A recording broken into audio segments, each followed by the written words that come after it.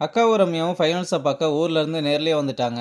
வெற்றியும் அங்க எல்லாம் எப்படி போகுதுன்னு கேட்டா, அதெல்லாம் சூப்பரா போய்கிட்டு இருக்குடா. எல்லாரும் உன்னை டிவியில பார்த்துட்டு வந்து இவன் நம்ம கடையில வேலை செஞ்ச பையன் தானேன்னு கேட்கும்போது ரொம்ப சந்தோஷமா இருக்கு. கடையில சும்மா கூட்டம் அள்ளுது. இந்த போட்டியில நீதான் வெற்றி ஜெயிக்கணும்னு அக்கா ஊர்ல இருந்து கட்டிட்டு வந்த சாப்பாடு எடுத்து கொடுக்குறாங்க. ரம்யாவும் பேசினது போதும், நீங்க போங்க, நான் அவன் கூட கொஞ்சம் பேசிட்டு வரேன்னு சொல்லி அனுப்பி விடுறா. நான் ஒண்ணு விடாம எல்லாத்தையுமே பார்த்துக்கிட்டு இருந்தேன். எல்லா ரவுண்ட்லயும் சூப்பரா பண்ணேன்னு அவனை பாராட்டிட்டு ஒரு கர்ச்சீஃபை கிஃப்டா கொடுக்க, அவனும் வாங்கி அதை ஓபன் பண்ணி பார்த்தா செஃப் வெற்றின்னு போட்டிருக்கு. அவனும் தேங்க்ஸ் சொல்லி ஷோல்டர்ல போட்டு இப்ப எப்படி இருக்குன்னு கேக்குறான். அதெல்லாம் உனக்கு சூப்பரா இருக்கு, எப்படினாலும் டைட்டில் அடிச்சிடணும்னு ஆல் த பெஸ்ட் சொல்றா. இங்க ஐசுவும் வெற்றி எனக்கு ஹெல்ப் பண்ணுவான்னு நான் நினைச்சு கூட பார்க்கல. அவன் இல்லைன்னா இந்த ரவுண்டை என்னால ஃபினிஷ் பண்ணியிருக்க முடியுமான்னு கூட தெரியலன்னு சொல்றா. எனக்கு அதை பத்தியெல்லாம் கவலை இல்ல. நீ இப்ப ஃபைனல்ஸ்ல ஜெயிக்கணுன்றதை தாண்டி என் மைண்ட்ல எதுவுமே ஓடல. நீ கண்டிப்பா இதுல ஜெயிச்சே ஆகணும்னு சொல்றாரு. நெடுமாறன் ஐசு ஜெயிக்கணும்னு இவ்வளவு பிடிவாதமா இருக்கதை பார்த்து, நான் ஜெயிச்சே ஆகணும்னு ஏன் இவ்வளவு அடமண்டா இருக்கீங்கன்னு கேட்டா, அதெல்லாம் நான் உனக்கு இப்ப சொன்னா புரியாது, ஒரு பேரண்டா இருக்கும்போது தான் புரியும்னு.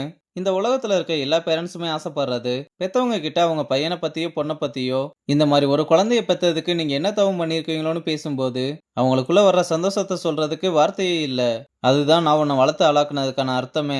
நீ ஸ்டார் செஃப்ல ஜெயிச்சா எனக்கும் அந்த பெருமை வந்து சேரும்னு சொல்ல, ஐசுவும் இதை புரிஞ்சுக்கிட்டு நான் கண்டிப்பா உங்களை பெருமைப்பட வைப்பேன்னு சொல்றா. அவரும் எனக்கு அதுல நம்பிக்கை இருக்கு, ஆனா நீ இதுல சொந்தமா ஜெயிக்கணும்னு சொல்றாரு. அப்புறம் ஐசுவும் வெற்றியை மீட் பண்ண வந்து, செல்வினே அந்த ரவுண்டுல நான் தோக்கணும்னு நினைச்சப்போ நீ எதுக்காக எனக்கு ஹெல்ப் பண்ணேன்னு கேட்க, நீங்க கஷ்டப்படுறதை என்னால பார்க்க முடியல. அதுவும் இல்லாம நான் அப்படிப்பட்ட ஆளும் இல்ல. என்ன நம்பினவங்களுக்கு எவ்வளவு பெரிய பிரச்சனையா இருந்தாலும் நான் கூட நிப்பேன். இதை வேணும்னு பண்றதெல்லாம் இல்ல. நான் சின்ன வயசுல இருந்தே அப்படிதானே சொல்ல. ஐசுவும் இதை கேட்டு கண்கலங்கிட்டு வெற்றிக்கு ஆல் தி பெஸ்ட் சொல்லிட்டு போறா. மறுநாள் காம்படிஷனுக்கு நம்ம பசங்களும் அடிச்சு பிடிச்சு ஓடி வர, அப்ப செல்வி கால் பண்ணி, அம்மா மயக்கம் போட்டு விழுந்துட்டாங்கன்னு ஹாஸ்பிட்டல் அட்மிட் பண்ணேன். இப்போ உடனே ஆபரேஷன் பண்ணி ஆகணும், 20 லட்சம் பணம் வேணும்னு சொல்றாங்க. எனக்கு என்ன பண்றதுன்னே தெரியல.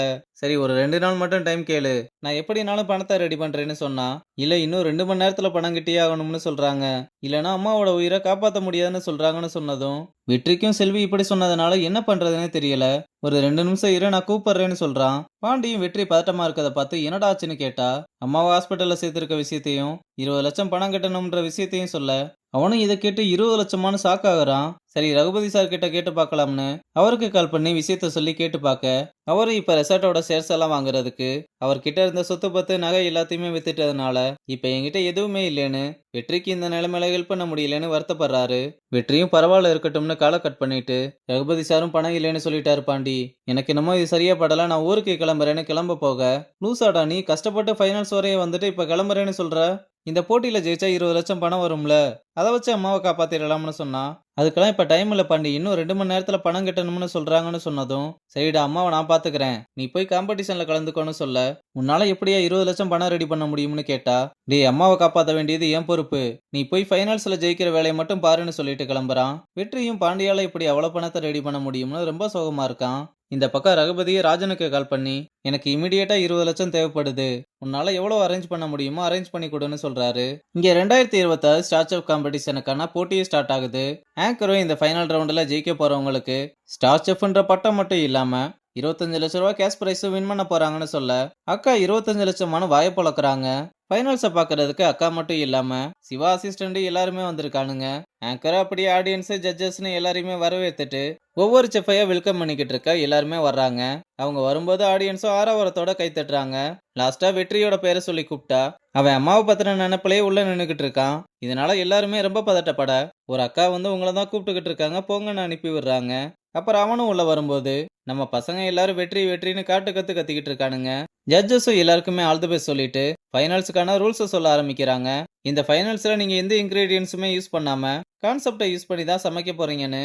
அந்த கான்செப்ட் என்னன்னா, நீங்க உங்க வீட்டில் செய்யற டிஷ்ஷை தான் சமைக்க போறீங்க. அதனால இது ஒரு குக்கிங் காம்படிஷனா மட்டும் இல்லாம உங்க வீட்டையும் உங்க நினைவுகளையும் பிளேட்ல செய்யற மாதிரியான ஒரு சேலஞ்சுன்னு சொல்றாங்க.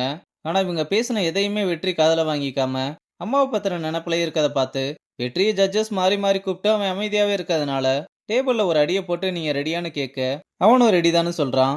இந்த பக்கம் செல்வியும் அம்மாவை காப்பாற்ற முடியுமா முடியாதான்னு அவங்கள பார்த்து அழுதுகிட்டு இருக்கா. இங்க காம்படிஷன் ஸ்டார்ட் ஆனதுக்கு அப்புறமும் கூட வெற்றி சமைக்காம இருக்கதை பார்த்து டைம் போய்கிட்டு இருக்கு, வெற்றி ஏன் இன்னும் சமைக்காம இருக்கான்னு எல்லாருமே ஒரே குழப்பத்துல இருக்காங்க. ஐசுவும் என்னடா பண்ணிக்கிட்டு இருக்க, டைம் போய்கிட்டு இருக்கு, வேகமா சமைக்க ஆரம்பின்னு சொன்னாலும் அவன் செல்வி சொன்னதை பத்தியே யோசிச்சுக்கிட்டு இருக்கதோட இந்த எபிசோட முடிச்சிருக்காங்க.